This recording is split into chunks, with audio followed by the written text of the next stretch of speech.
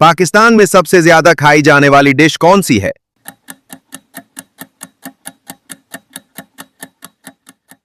सही जवाब बिरयानी। अगला सवाल, पाकिस्तान में सबसे ज्यादा खेला जाने वाला खेल कौन सा है?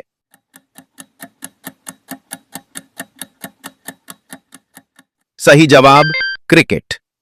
अगला सवाल, पाकिस्तान का सबसे बड़ा शहर आबादी के लिहाज से कौन सा है?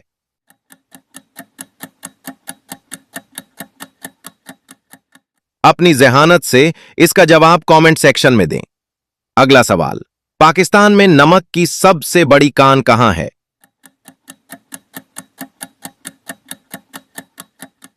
सही जवाब ख्योड़ा। अगला सवाल, वो कौन सा फल है जिसे पाकिस्तान का कौमी फल कहा जाता है?